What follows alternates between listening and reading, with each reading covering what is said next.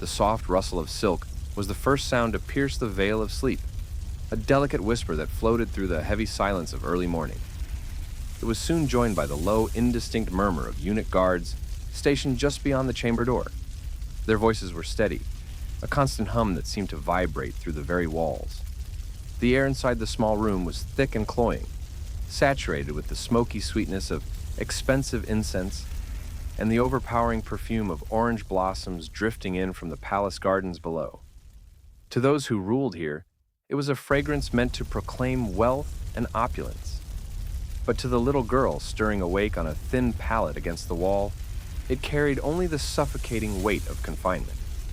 She was Theodora, only 6 years old, and this was her world, a gilded cage within the Hippodrome's Green Faction complex in Constantinople.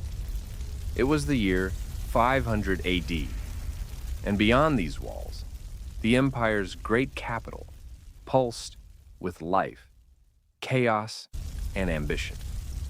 But within this small chamber allotted to the family of a humble beastkeeper, life was measured in whispers, in the watchful presence of guards, and in the unshakable knowledge that nothing here truly belonged to them. A cold dread settled in her stomach the moment her eyes opened, a dread that had taken root 3 days ago and had not left her since. Her father, Acasus, the strong man who smelled of hay and earth, who could quiet a raging bear with only a calm word and a steady hand, was gone. Fever had devoured him with terrifying speed, leaving behind only silence and absence. His missing presence filled the room more than the smoke of incense ever could. From the larger chamber beyond, she could hear the muffled, ragged sobs of her mother, a sound that had become as constant as the guards murmuring outside.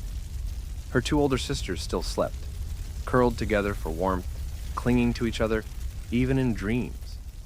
Theodora lay motionless, listening. She heard the familiar sounds of the complex waking to life, the distant roar of a caged beast, the clatter of buckets being filled, the calls of men preparing for another day of spectacle. All of it carried on, indifferent to the collapse of her family's world.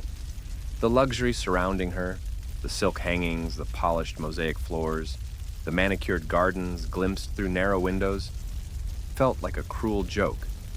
None of it belonged to her, not really. It belonged to the Greens. It was patronage given out of convenience, not love. And with her father's death, she knew deep down it would soon be stripped away. The fear in her chest was not only the fear of poverty, but of abandonment. The thought of being cast out from this fragile sanctuary into the raw, unforgiving streets of Constantinople made her clutch the thin blanket tighter around her shoulders.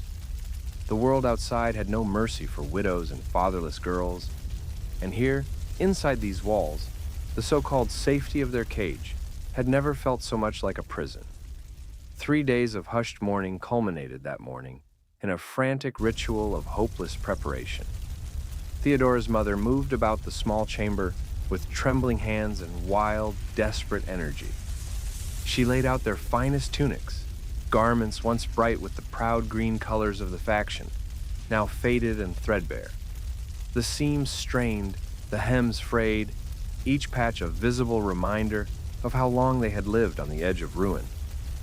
Her mother's fingers were icy as she fastened the small buttons at the back of Theodora's neck. The touch was hurried, shaking with fear, a bitter contrast to the gentle hands that had once cared for her with patience and love. Theodora stood stiffly, her young eyes wide, watching as her sisters were dressed in the same weary fashion. The fragrance of blossoms and incense still lingered, but now it was joined by the sharp, metallic tang of fear. Before we continue into these forgotten stories of survival and suffering, if you find meaning in uncovering the hidden truths of history, consider pressing the like button and subscribing for more. And let me know in the comments where you're listening from. It amazes me that across time and space, we can share these ancient echoes together, bound by curiosity and the human need to remember. The young faces of Theodora and her sisters were pale and confused, their wide eyes filled with a fear they could not name, but could feel deep within their fragile hearts. They were being dressed as though for a sacred offering, adorned not for celebration but for sacrifice, an appeal to gods already known to be capricious and cruel. Their mother moved with trembling determination, her lips pressed into silence, her voice locked away behind a wall of terror. With a final shuddering breath, she gathered her children together, herding them like fragile lambs, precious yet doomed. Her hand clutched tightly around Theodora's, and without a single word, she led them out of the cramped chamber. They moved down the cool, shadowed corridors of the factions complex. Normally the sounds of the hippodrome, the thunderous roar of the crowd, the bellows of caged animals, the cries of handlers would fill the air.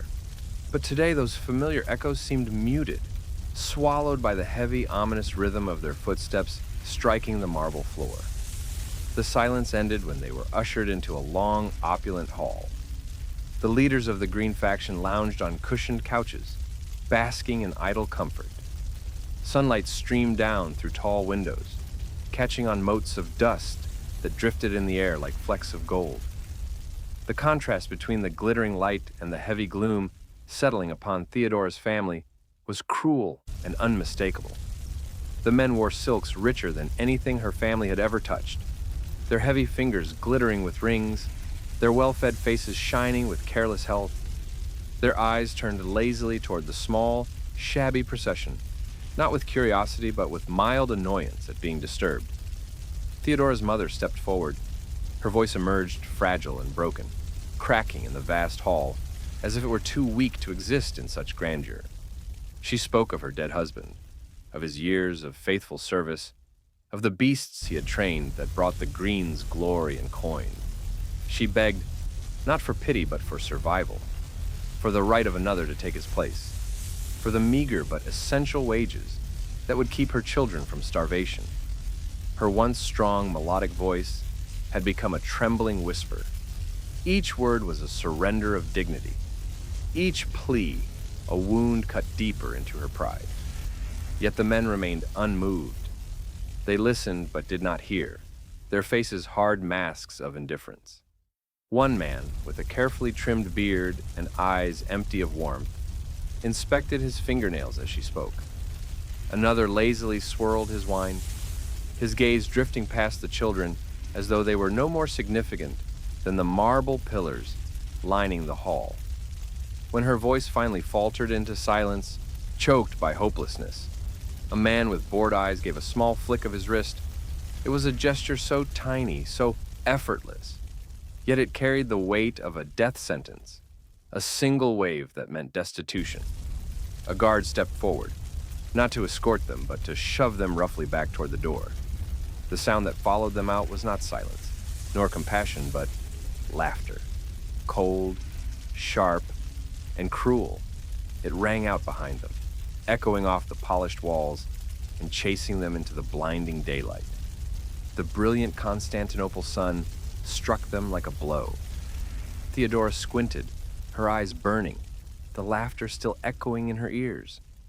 It felt as though it had seeped into the very stones beneath their feet, staining the streets with their humiliation. The fine but threadbare tunics her mother had so carefully prepared now felt like mockery. Dust from the street clung to the fabric, the first grim layer of their new, desperate reality. Her mother stood frozen for a moment in the sunlight, her shoulders slumped, her face streaked with tears that cut through the dust. Yet even in her defeat, something fierce sparked within her hollow, red-rimmed eyes. A new, desperate resolve hardened her features as she scanned the bustling avenue. Her gaze locked on the distant, imposing structure of the rival factions complex, the headquarters of the Blues. Without a word, she seized Theodora's hand, gripping it with sudden force, and took hold of her sister's as well. Her steps turned fierce, almost angry, as she began to march them through the crowded streets toward the Blues. The walk was a blur of hostile stares and rough shoulders, the city pressing in on all sides. The Blues' headquarters mirrored the Greens in its magnificence, a structure draped in wealth and arrogance. Yet its atmosphere felt different, sharper, colder, filled with a distant hostility. The guards at its gates stood tall and rigid, their hands resting firmly on their weapons. their eyes narrowing as the broken family approached. The colors of the blues, the same shades of sky and sea, adorned their guards, but their eyes held a sharp, calculating watchfulness, so different from the green's bored indifference. Theodora and her family were admitted not into a grand sunlit hall, but into a smaller, darker chamber. There, behind a heavy wooden table cluttered with scrolls, wax tablets, and ledgers, sat the leader of the Blues. His reputation was well known in Constantinople, a man of ruthless pragmatism, as cold as the sea in winter. Every one of his fingers bore a ring, dull metal and gemstones, that caught the lamplight with a muted gleam. As the family entered, his gaze swept across them with deliberate slowness. He did not linger on the mother's desperate face, nor on the frightened expressions of the two elder sisters. Instead, his winter-colored eyes settled on Theodora. His look was not warm nor kind, but heavy with the weight of calculation. He studied her as a merchant might study livestock, measuring not who she was, but what she could become, her potential value against her immediate cost. The silence in the chamber pressed down like a weight. The only sound was the faint scratching of a scribe's stylus in the corner, capturing details in ink, while the family stood in dread. Theodora felt a chill creep through her bones, one that had nothing to do with the coolness of the stone room. This was no plea for mercy. This was a transaction, and they were not supplicants. They were the goods. At last, after what felt like a long eternity, the leader gave a single, deliberate nod. His words, spoken in a flat and businesslike tone, confirmed their new reality. He would take them in. They would receive food, shelter, and the protection of the Blue faction. But his voice carried no compassion, only the dull rhythm of terms agreed upon. The price, though unspoken, was clear: a lifetime of loyalty, a debt that would never be fully repaid. And for Theodora, the one he had studied most intently, it meant something darker. It meant her future was no longer her own. Her path, her very self, would be bent and shaped to the will of these powerful, merciless men. Her mother gasped, the sound raw and desperate. Relief poured from her in a flood, her trembling body collapsing into gratitude. She clutched her daughters to her face transformed as lines of terror smoothed into something almost radiant. To her, this was salvation. She saw deliverance where Theodora felt only chains. Theodora stared at the man's cold, ring-covered hands, and in her small chest, something heavy settled. The relief on her mother's face was the most painful sight she had ever known. It was a portrait of salvation painted over the reality of invisible bars and a locked cage. By the time Theodora turned 10, the roar of the hippodrome was the only lullaby she knew. The arena had become a thundering god to her, its moods fierce and unpredictable, its noise a constant presence that ruled her nights and days. The dust of the arena floor, thrown into the air by the pounding hooves of chariots and the stamping feet of dancers, had become part of her lungs, a gritty truth she could never escape. The Blue faction leader had kept his word: food, shelter, survival. But the currency of that survival was performance. Theodora was not given tutors to teach her letters, nor scribes to teach her accounts. Her classroom was the sand-strewn practice yard behind the faction complex. Her teachers were aging performers, their own days of glory fading into bitter memory. Her body became her instrument. Day after day, it was pushed, bent, and reshaped through relentless drills. She learned to dance, not with the graceful precision of noble women, but with the wild acrobatic spins and leaps that could capture and hold a crowd of thousands. Her muscles ached constantly, her limbs trembling with exhaustion, but she was forced to push through. Her feet grew tough and calloused, hardened by the rough earth beneath them. She learned the power of voice, trained to project it across the din of mobs until it reached even the farthest, cheapest seats where spectators were jaded and restless. Her voice grew versatile, able to whisper secrets to the front row or proclaim defiance to the skies as though the gods themselves were listening. And she learned mimicry, a subtle art that held more danger than it seemed. Theodora studied the powerful senators and officials who came to the games, absorbing their gestures and quirks like a sponge. In the safety of the practice yard, she performed them all. The pompous strut of one, the oily, ingratiating smile of another, the self-important beard stroking of a third. These were not mere parlor tricks. They were lessons in power, dissections of authority delivered through ridicule. Theodora discovered early that a smile timed with precision could disarm a man just as quickly as a blade. A smile, timed with precision, could charm a critic or ensnare a patron. A turned back, executed with just the right mixture of hurt and defiance, could summon roars of support from the crowd. And a single well-placed tear, carving a clean path through the dust on her cheek, was worth more than a purse full of copper coins. Theodora learned quickly that this was the brutal economy of emotion, a marketplace where her survival depended on selling feelings more convincingly than anyone else. The crowd's adoration was a heady wine, intoxicating but treacherous. Its favor was fleeting, as fragile as a shadow at dusk. One day, thousands would chant her name until the very stones of the hippodrome seemed to vibrate with it. The next, they would pelt her with rotten fruit if her performance lacked fire. She learned to read their moods like a sailor reads the sea, to sense the moment a joke would strike with force, to know when tragedy would draw a collective gasp, to predict when silence itself could be her most powerful weapon. This faceless mass, this roaring tide of humanity, was her keeper and her judge. It was her only source of bread and her only path to glory. Yet it was fickle, and just as swiftly as it could crown her, it could abandon her, leaving her with nothing but the echo of its indifference.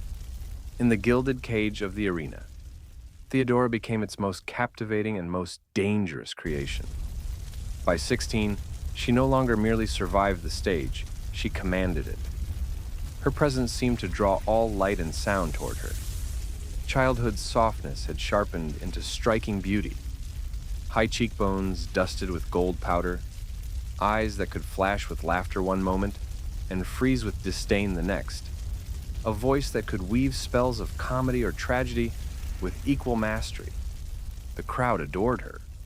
Their roars were physical, a crashing tide of sound that swept over her with each performance. Her name rippled through the taverns of the city and soared from the cheap seats of the hippodrome like a hymn to a goddess. She was a star in Constantinople's firmament. But the glow of adoration was a thin veneer over a festering reality. For every bouquet thrown at her feet, there was the leering gaze of a wealthy patron. For every cheer, there was the casual brush of a hand that claimed ownership of her body. The men in the best seats did not see an artist. They saw a diversion, temporary, beautiful, disposable. Coins rained onto the stage, not in gratitude, but in payment for the fantasies they imagined they had purchased. Her performances ended not with bows, but with humiliating retreats into the shadows, where her worth was measured not in artistry, but in desirability. The silks she wore felt like costumes in a play she had never agreed to star in. The applause echoed in her ears, but she had learned to hear the contempt hiding beneath it. And then came Hylas. He was unlike the others who clawed for her attention in the grim aftermath of a performance. Hylas was a provincial governor from the North African Pentapolis, a man of true authority. His bearing was stiff with the weight of office, not softened by the indolence of inherited luxury. He did not throw coins at her feet. He watched her performances with steady, intent focus, his eyes following not the curves of her body, but the strength of her craft. When he finally approached her, it was not in the chaotic swarm of admirers, but in a quiet, deliberate moment. His words were not a crude offer of copper for a night's amusement. They were a proposal, measured, calculated, and astonishing. He offered her a title, a place at his side, a life beyond the hippodrome. He asked her to leave Constantinople, to abandon the dust, the sweat, the jeers, and to join him in Pentapolis as his acknowledged companion. It was not love he promised. Theodora was too shrewd to believe in such stories. But it was escape. It was legitimacy. It was a chance to step beyond the shadow of humiliation, to shed the skin of an actress and become something else entirely. A respected woman at the side of a powerful man. The thought was intoxicating. It was a sharp, clean breath in lungs that had been choked with incense and arena dust for a decade.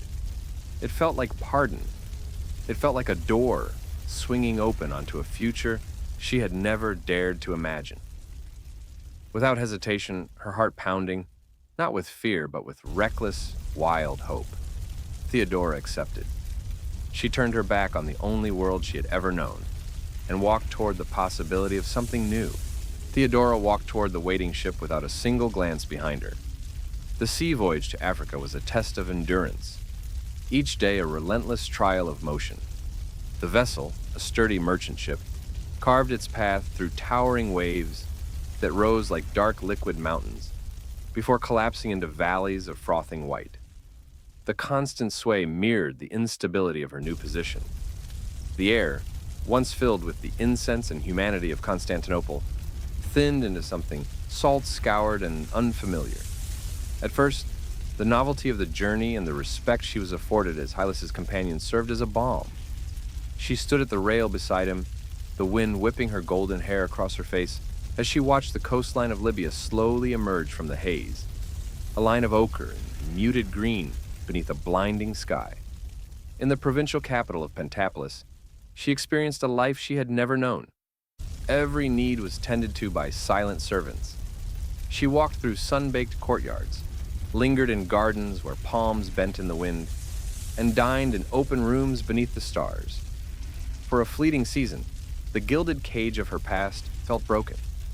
Theodora, who had once been the plaything of crowds, was treated with deference. She almost believed she had stepped into the life Hylas promised. But governors are recalled as easily as they are appointed. When the message from Constantinople arrived, it was terse and final. Hylas's face, usually composed in stiff authority, hardened into lines of cold pragmatism.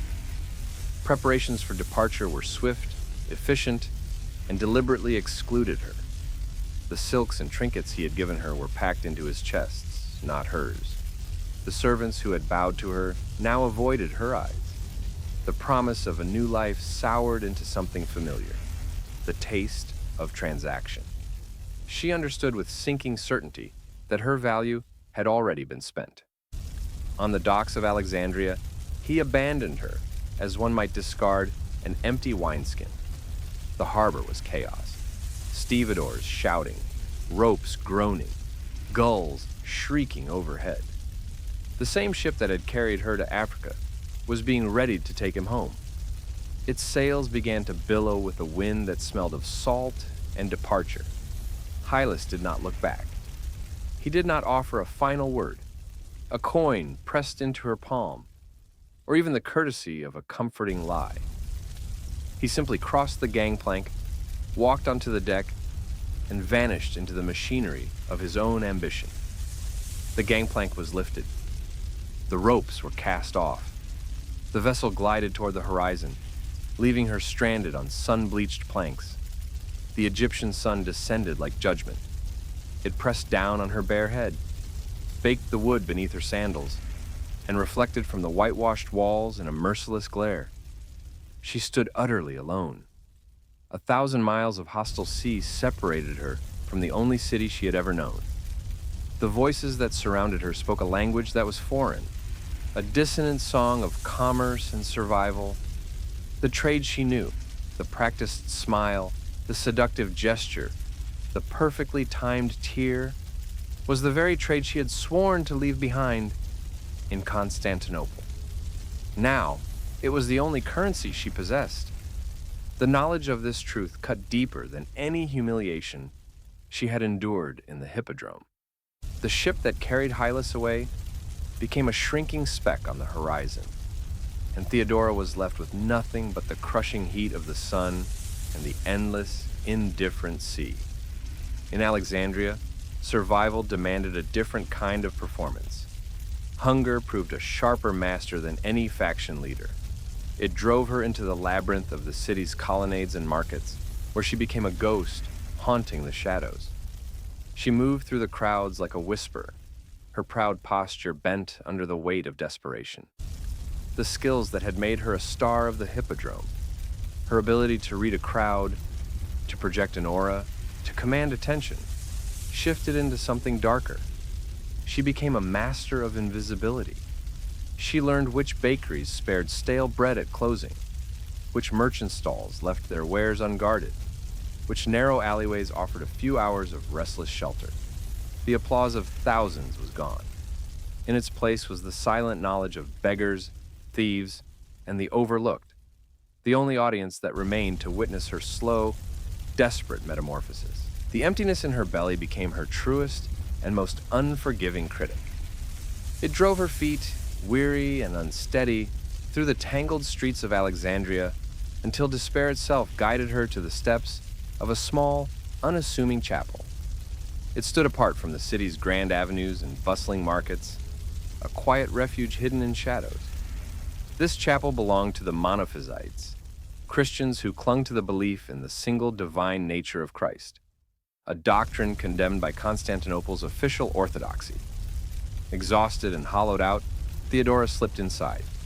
She was not drawn by piety, but by the promise of shade and charity, the scent of coarse bread and cheap wine offered to the wretched.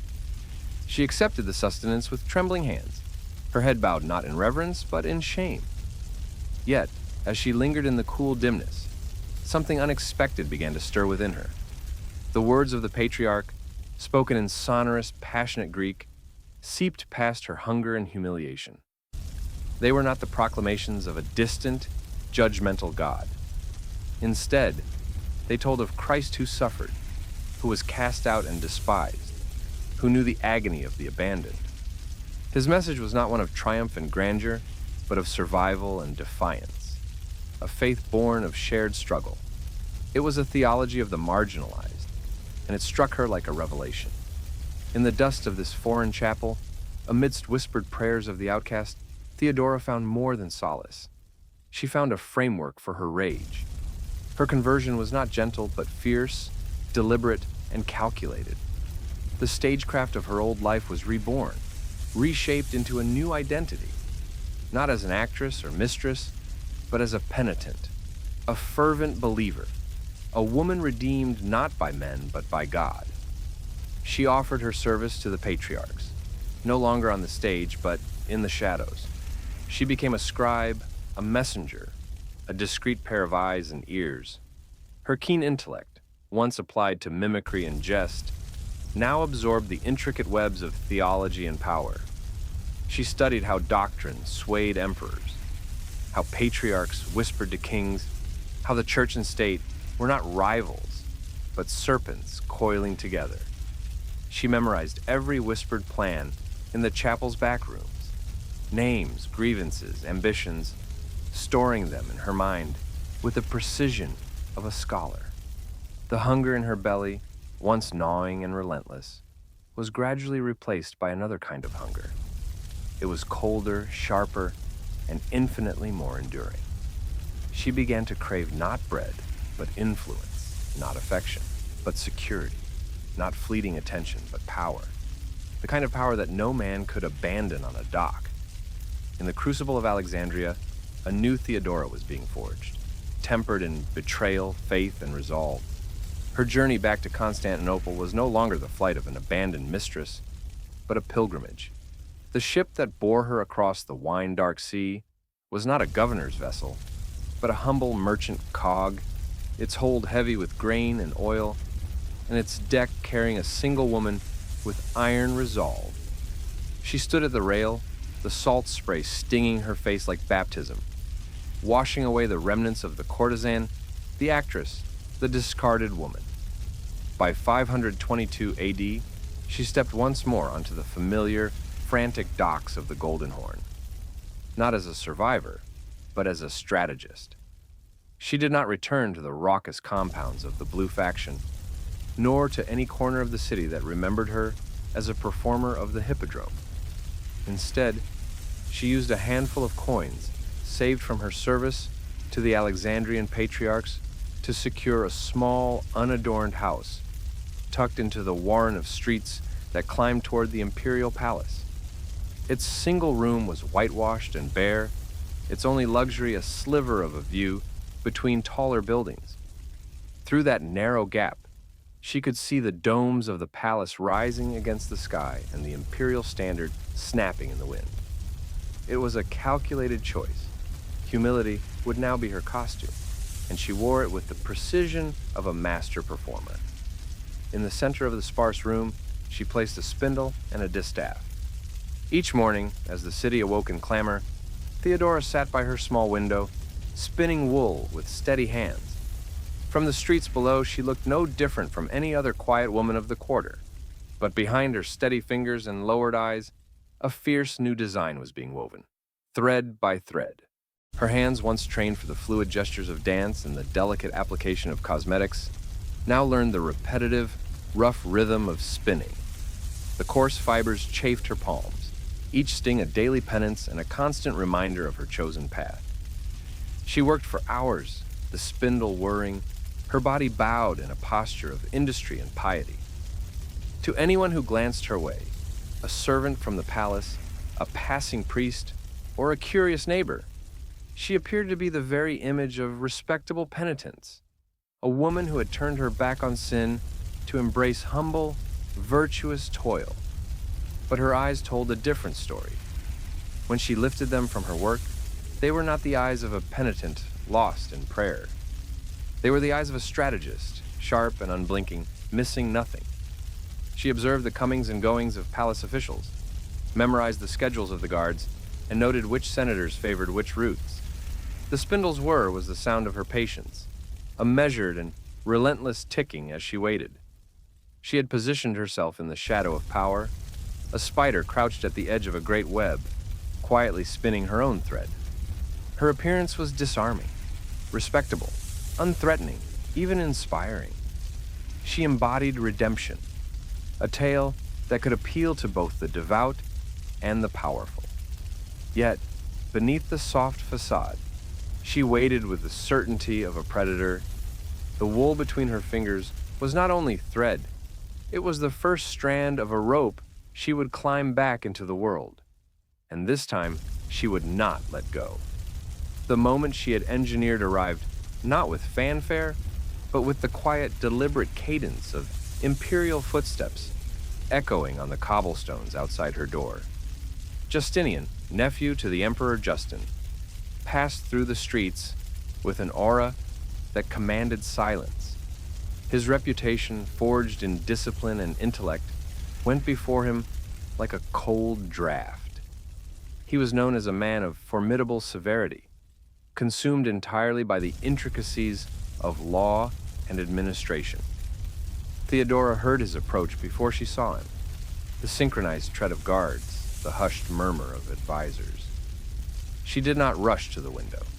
She remained at her spindle, her hands stilled, her back straightening ever so slightly. This convergence was no accident. It was the fruit of her patient vigilance. As his shadow crossed her threshold, she lifted her gaze. It was neither the submissive glance of a humble spinner, nor the bold invitation of the actress she had once been. It was a look of direct, unflinching assessment. Her eyes met his, and in that instant, the carefully constructed distance between imperial nephew and penitent woman dissolved. Justinian, accustomed to eyes that dropped in fear or narrowed in calculation, found himself startled. He was not used to being truly seen. He paused, and his entire procession faltered awkwardly behind him. Silence filled the street, thick and charged. Without rising, without a hint of supplication in her bearing, Theodora spoke. Her voice, once trained to carry across the thunderous tiers of the hippodrome, now rang low and clear, stripped of theatrics. She neither flattered him nor begged for mercy. Instead, she challenged him. She referenced a recent edict, a legal point concerning property rights debated in the Senate, and she offered a counter-argument. It was not the sterile recitation of a scholar quoting dusty scrolls, but the practical reasoning of someone who understood how laws struck the lives of ordinary people. She spoke of unintended consequences, of loopholes that favored only the powerful, and of interpretations that could deliver justice more equitably. Justinian stood frozen, his severe face carved into shock that slowly softened into something rarer, intense fascination. Before him was no sycophant, no decorative ornament meant to amuse him. Before him stood a woman with a mind both fearless and piercing, engaging him on the only ground he respected, the merciless chessboard of law. He saw the brilliance burning in her eyes, the iron confidence in her bearing, and he knew in that suspended moment that this was no ordinary encounter. She debated him not as an inferior, but as an equal, her words sharp, deliberate, and woven with logic so precise that even the air itself seemed to still. The dusty street, the watchful guards, even the passage of time itself, all of it faded. What remained was a woman seated in a modest house, her voice weaving arguments more intricate and compelling than any thread of wool she spun. He, a man who had mastered the empire through reason, found himself disarmed and captivated by her fearlessness, by her intellect, by her refusal to bow. Justinian's fascination with Theodora grew into an obsession, a force of nature pressing against the fragile walls of imperial custom. His disciplined mind, long consumed by the dissection of law and administration, now bent wholly toward a single obstacle, an ancient, unyielding statute dating back to Augustus himself. The law was an iron chain from a bygone age, declaring that no man of senatorial rank could marry an actress or a prostitute. It was meant to protect Rome's dignity, to keep bloodlines untainted, to preserve the patrician order. But to Justinian, it was nothing more than a relic, an absurdity that stood between him and the one woman whose spirit and intellect equaled his own. He would not allow dusty parchment and fading tradition to bar his path. With a relentless, surgical precision, he set the machinery of empire to work. The great palace trembled with the urgency of his command. Scrolls were dragged from their shelves, unfurled across marble tables, their Latin and Greek dissected not for wisdom, but for weakness. His arguments were not born of sentiment. They were demolitions, precise legal assaults designed to expose the statute as a fossil, an inconsistency within Roman law itself. He crafted a case that framed the law not as moral protection, but as contradiction, an obstacle to the emperor's divine authority to shape society for the good of the state. He called it not a personal plea, but a modernization, a reform, an act of imperial justice. With the cold focus of a jurist and the heat of a man consumed, he carried his cause to his uncle, Emperor Justin. The emperor was old, his health faltering, his will softened by years of rule and by the relentless persuasion of his brilliant nephew. In the incense-heavy hush of the imperial chamber, Justinian laid his case before him. He spoke of stability, of the strength of uniting the empire with a woman of the people, of the symbolism that such a union would carry into every corner of Rome. He praised Theodora's piety, her reformation, her mind. He spoke as though the empire itself would be strengthened, healed, and remade by her presence. The weary emperor, trusting his nephew's judgment more than his own failing instincts, lifted his hand. Guided by Justinian's will, he signed the decree. It was the year 525 AD. The old law was not merely bent or bypassed, it was obliterated.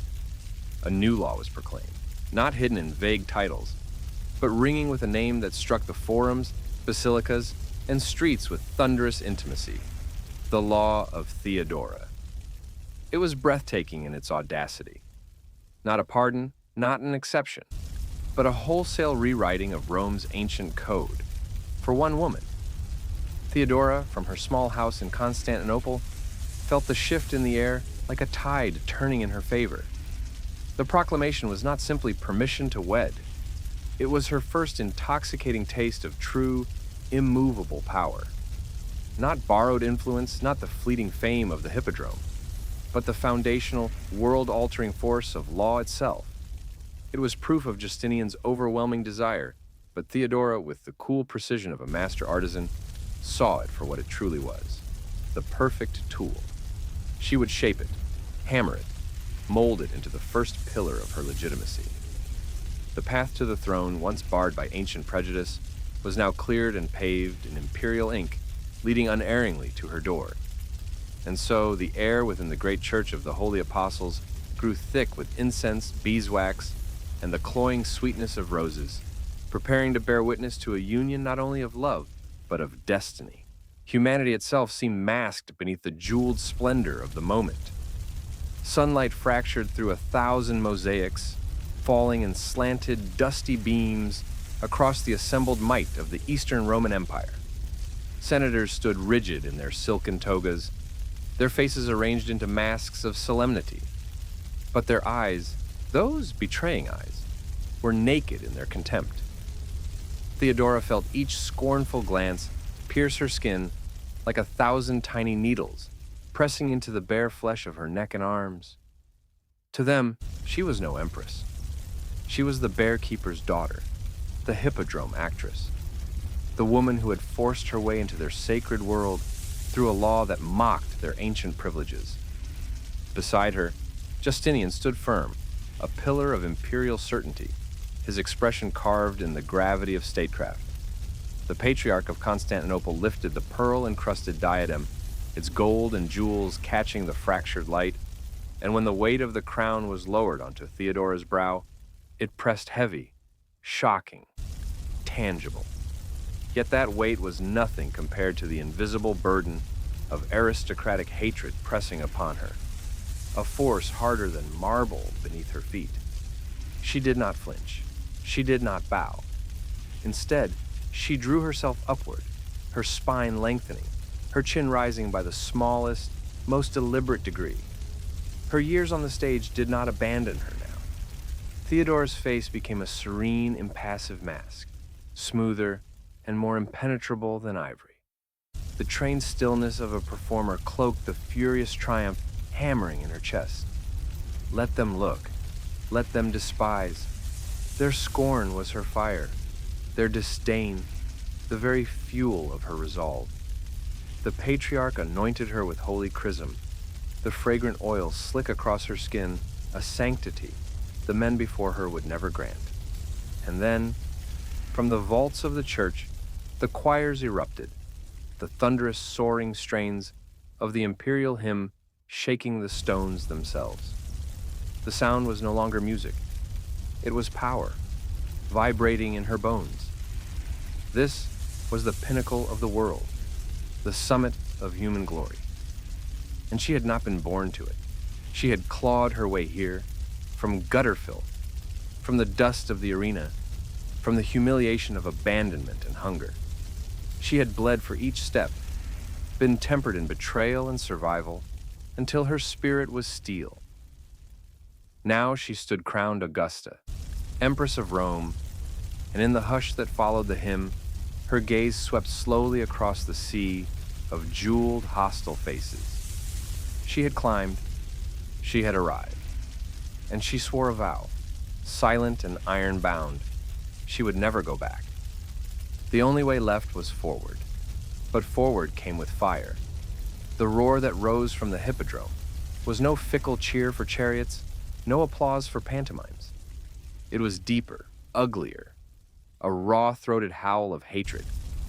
It was January 532 AD, and Constantinople was tearing itself apart. The Nika riots, sparked by a botched execution, had grown into a consuming inferno. The blues and greens, factions that had once defined her entire life, now cast aside their rivalry, uniting in a venomous cause. Their hatred for each other dissolved into a single fury, directed at her and at the man who had made her empress. From the high windows of the great palace, the world appeared to end in smoke and blood. The air, once fragrant with orange blossoms and sea salt, was now a suffocating haze of fire and something heavier, coppery, metallic. The elegant avenues had disappeared beneath a swelling tide of rage. A river of humanity surged, torches bobbing like malevolent fireflies in the dark. Their chants pounded the palace walls like battering rams. "Nika! "Nika!" they bellowed. "Conquer!" But this conquest was not for the games. It was for the empire itself. They screamed for the fall of an emperor, for the blood of an empress they deemed unworthy. The palace became an island under siege. Its heavy bronze doors groaned beneath the assault. Mosaics quivered as stones and fire pelted the walls. The polished marble floors, once gliding under the silence of slippered servants, now trembled with the steps of soldiers and the echo of impending ruin. The marble floors of the palace corridors, once polished by servants' quiet slippers, were now scuffed by the frantic boots of panicked guards. Justinian's advisors, men whose faces were normally masks of calculated calm, appeared pale and dripping with sweat. Their voices rose shrill and cracking as they pressed around him, their words colliding in a discordant storm of fear. Again and again they pleaded the same desperate tune, flight. They urged him to the royal barges, to the waiting ships anchored in the Bosporus, vessels that could spirit them away from the certain death pounding at the gates. Their logic was the logic of survival. Their panic was a sickness that spread like fire, threatening to dissolve the very bonds of empire. The world they had built, the laws he had written, the power they had wielded, the fragile order held together by authority, was moments away from collapse. It threatened to disintegrate into ash and rubble, blood-soaked, unrecognizable, extinguished beneath the howling unity of a mob demanding their lives. The frantic chorus of advisors filled the chamber, their voices weaving into a suffocating fabric of surrender. The smoke-heavy air pressed down upon them, thick and choking. Justinian stood at the center, his face ashen, his shoulders bowed beneath the invisible weight of a collapsing empire. The iron resolve that had once driven him to remake laws for a woman, to shape the empire in defiance of centuries of tradition, seemed to leach away with every thunderous crash against the palace gates. His eyes flicked toward the hidden passage that led to the sea. In that single look, Theodora saw the end of everything. But she did not step forward. She uncoiled. Every ounce of her being, every lesson forged in the gutter and the stage, every humiliation endured, every shard of power seized through fire and betrayal, coalesced into a single electrifying moment of stillness. The panicked men fell silent. Their voices died in their throats as they turned to her. She was no longer the tolerated wife, no longer the woman who had clawed her way up into their world. She was the embodiment of will, carved sharper and harder than steel. When her voice came, it did not shout. It cut through the suffocating panic like a blade. It was the same voice that had once held crowds captive in the hippodrome, but now it was stripped of artifice, honed to an edge sharper than any sword. Each word struck like a hammer upon an anvil, ringing with clarity and finality. She spoke not of survival, but of legacy. She reminded them of the purple, the imperial purple they wore, not as clothing, but as a shroud, the noblest death a sovereign could know. To flee was not life, it was exile, disgrace, a ghost begging in foreign courts, forever chained to the memory of a throne lost. But to stand, to fight, to die here in the imperial purple, that was eternity. That was legend. Her eyes burning with a terrifying and absolute certainty, locked with Justinian's. She was not offering him a choice between life and death, but between infamy and glory. Her courage was more contagious than fear. Her defiance poured like molten iron into the spines of every man in the chamber. She made herself the immovable pillar they could lean on. She would rather die an empress than live a refugee. The choice was made. The indecision drained from Justinian's face, replaced by a grim, ferocious clarity. His barked orders cut through the chamber with renewed authority. The generals Belisarius and Mundus, who had held their elite troops in tense readiness, now moved with ruthless purpose. While the mob raged and seethed, drunk on its own fury, their attention fixed upon the hippodrome, the soldiers advanced in deadly silence. They sealed the exits, encircling the great arena like hunters around a pit. The rioters, who moments before had chanted for a new emperor, found themselves trapped, prey in a stone bowl. What followed was not battle, it was slaughter. The empire's soldiers fell upon the packed, undisciplined crowd with ruthless precision. Blades rose and fell, harvesting lives with the grim regularity of a scythe cutting grain. The chants of "Nika" were drowned out by screams of terror and the wet, unholy sounds of butchery. The sand of the hippodrome, the very ground of Theodora's childhood, drank deep that night. Dust turned to mud beneath the weight of 30,000 corpses. By dawn, silence reigned. 30,000 lay dead, their voices extinguished forever. The rebellion was not broken by words or negotiation, but erased in terror. The throne that had trembled on the edge of annihilation stood unshaken, its foundations sealed in blood. Theodora had not merely saved her crown. She had reforged it, tempered in fire, set forever in iron and fear. The empire had been baptized anew in fire and blood. And from that day forward, no one would ever again doubt the steel within the Empress.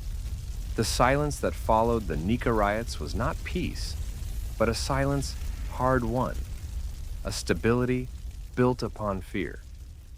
The blood-soaked sands of the hippodrome had become a lesson written in carnage, and Theodora, unchallenged at last, began to write her own. For 2 decades, she ruled not as a shadow or consort, but as a co-regent in truth.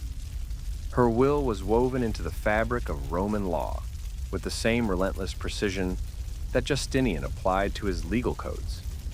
But where his laws were towering edifices of administration, hers became monuments of mercy, forged in memory of her own scars.